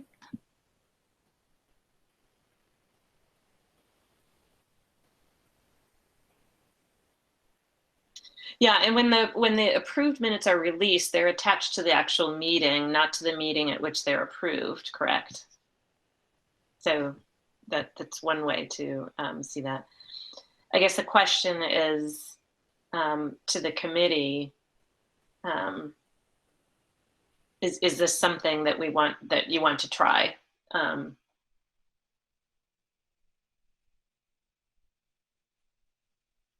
Demling. So I'm always wary of taking 10 seconds to make a suggestion that then means extra work from somebody from now until the end of time. So I don't want to just assume that any of these things are easy. So I definitely want, would want to hear from Ms. Scott if this is too laborious.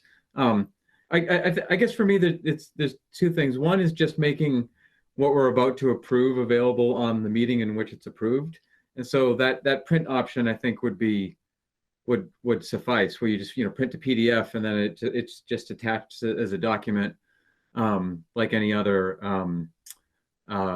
document to any other item. And you can put you can put more than draft. You could say this is not the official record of the meeting. These minutes have not been approved by the school committee. These are draft. Whatever, however we want to put that big caveat so that people, all caps, so that people know that they're not the official minutes. So that would take care of, there's a document we're going to review at a public meeting, and it's also accessible to the public, like it used to be, even if it's, even if it's just a couple days before, like it used to be. I think the other thing and this might be a bridge too far, depending on how Board Docs presents it. But if we did the same thing, that as soon as the draft minutes are available, they're available right on that minute for the meeting. So if say the minutes for 10:26, right on the 10:26 meeting, you would click on the 10:26 minutes link, and you would get the minutes that had that big draft caveat at the top. Now, I suppose you could run into confusion where someone clicks on something that says these are the minutes before they're approved, and then doesn't see or just blows by the big caveat at the top, and then interprets them as the official record. So the downside is you could cause confusion. Upside is that if somebody wants to know what happened in a meeting and they don't want to watch the video, they could go to these excellent minutes and say, hey, this is great. I with the caveat they're not approved. I'm just trying to think of ways that we can leverage, what are these really good minutes, just for transparency. But again, I don't want to create something with a comment that means a lot of extra work for somebody. So those are just my 2 thoughts. I'm super concerned about them not being marked as draft and sort of being available out on the internet at any time. And I know that sometimes they're not even complete, and they're in there and you and I can see them, but they're not completed. And that seems risky to me. And then the pattern that we're trying to model is in the physical world, in which the minutes were never available until the next meeting happened, right? The draft minutes. So, I'm not sure that the timing, making the draft minutes available before we actually meet is actually, that's actually more than what we used to do in the physical world. Yeah, I don't know if we're required to publish draft minutes at that point. I see a couple of hands. I'm not sure. Mr. Samuel. Oh, and then, sorry, Ms. Scott, you also. I'm just wondering if any parents or community members have commented, have wanted to see minutes earlier than in the past. I mean, it doesn't sound like any change is really necessary to me. I mean, is there a big demand for people to immediately see the minutes for draft minutes from our meetings? I haven't received comments, but I don't know if others have. That doesn't necessarily mean. Ms. Scott? Yeah, I was going to say, I think it'd be pretty easy for me to, because how I was envisioning it is that I wouldn't do the print option until I have completed the draft, not like, the next day, here's my highlights and unfinished sentences and things like that. But once I have the completed drafted minutes, then I could use the print option, ideally save it as a PDF, and then just attach it to the same agenda line on the vote. And usually that's a couple of days before the meeting takes place anyway. So if the committee would like, I could do that without much work, because it would just be, just saving it as an attachment and attaching it to the agenda item. Ms. Kenny? Oh, sorry, and then Mr. Harrington, your hand was off the screen a little. Sorry. I think if we're going to attach draft minutes, I think when they're draft, as they were in the real world, they should be attached to the meeting in which they're being approved. So then there's less confusion as to that I think the big line at the top saying these are drafts is good, but I think if they're attached to a meeting before they're approved for the meeting they're part of, that will lead to more confusion. So I think keeping them unapproved with the meeting that they're being approved at until they're approved, and then they go be part of their original meeting is better. Mr. Harrington? Yeah, I was just gonna make the suggestion of adding like the watermark draft. Like that's, like I do that for everything I write at work until it's ready to become public. So I was gonna add that because then you don't have to look at the top and read it. It's behind every word that you look at.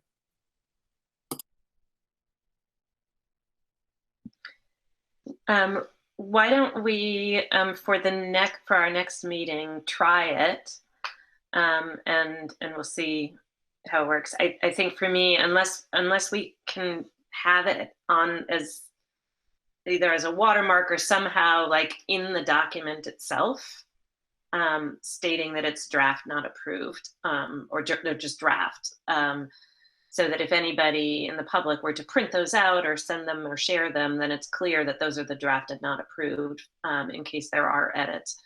It will say we are fortunate with Ms. Scott that we rarely have any edits, but I don't want to set you up for that sort of high bar, especially if we ever have 4-hour meetings again. So let's try it and see. And if you're up for that, Ms. Scott, then we can sort of see how that worked and go from there. Yep, that sounds good to me. Okay. Excellent. Next is future agenda planning. And I need to find my screen. Our next meeting is on the 21st of, the 7th. I jumped ahead in the wrong month. We have a couple things on planned at that point. We talked at our last meeting about having a presentation on a land acknowledgement. We anticipate being able to review and vote on the school calendar for the 22-23 school year. We will have a review and potential vote on the high school student handbook, and an update. I think this is what Ms. Lord, you were requesting, discussing the staff vaccine mandate and the APEA teacher union response to that. Yes. Excellent. And we also potentially would talked about, and I don't know if this is when we want to do it, but we talked about having a joint executive session with Union 26 for the purpose of minutes. We have a stack of minutes to review. So unless we know that we're having another, now I lost the Google Meet. There you are. Mr. Demling. Yeah, just like procedural question about the reviewing the staff vaccination policy at the request of the APEA.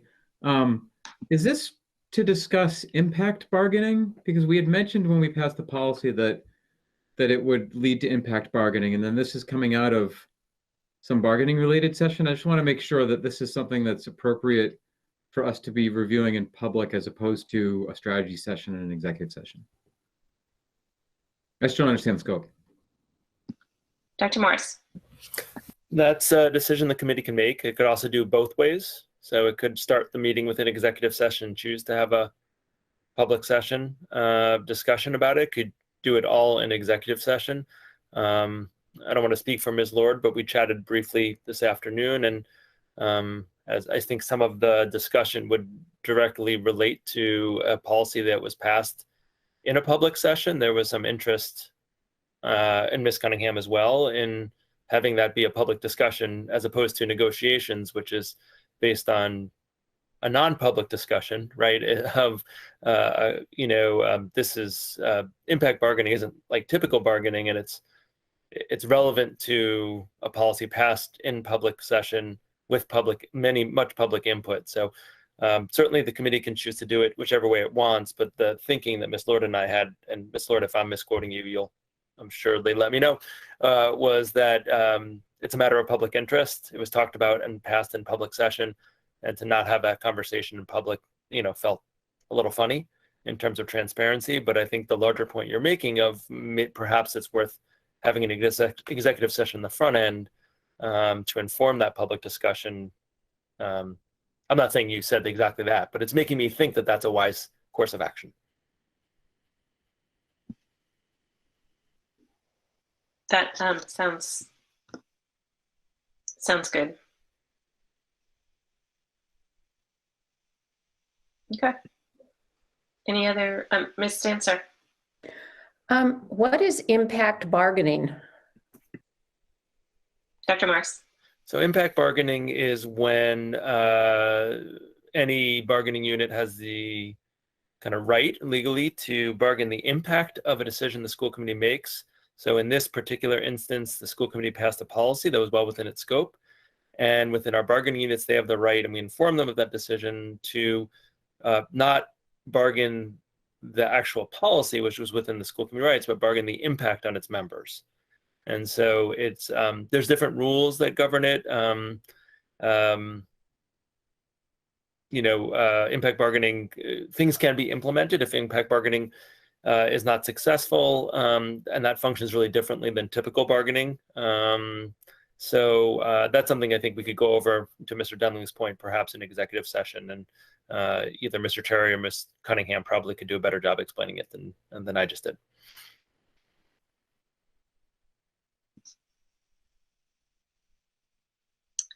Any other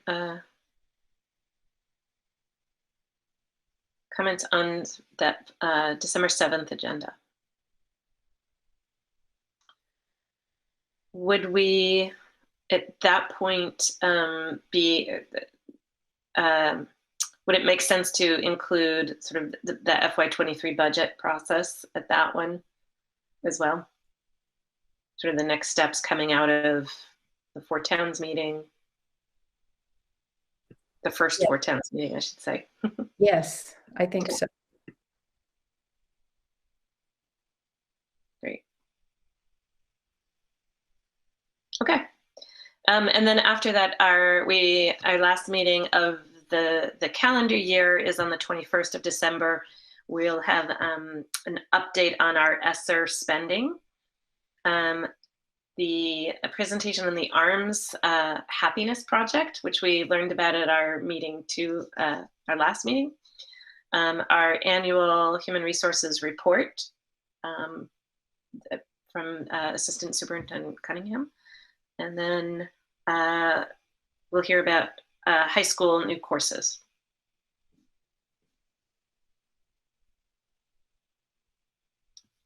Great.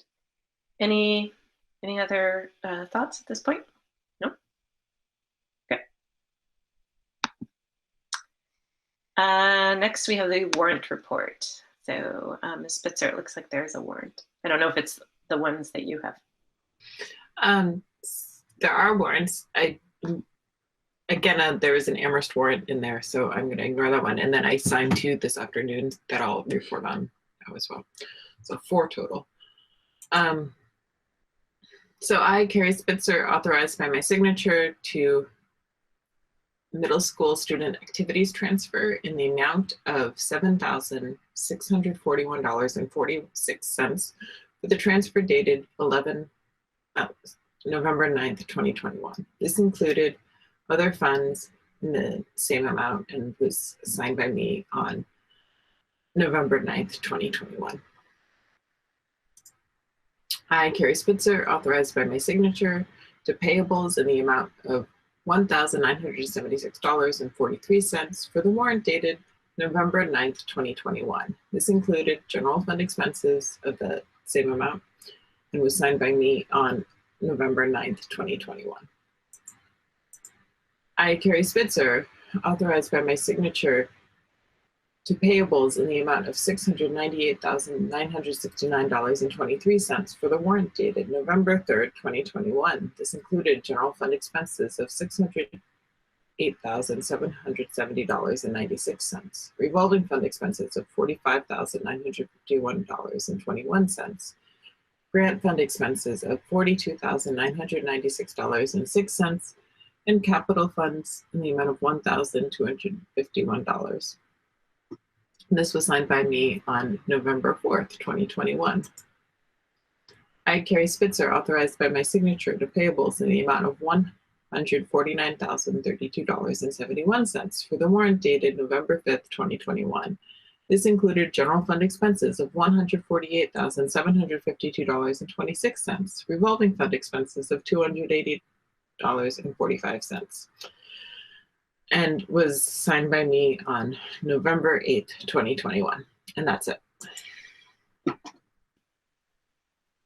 Thank you.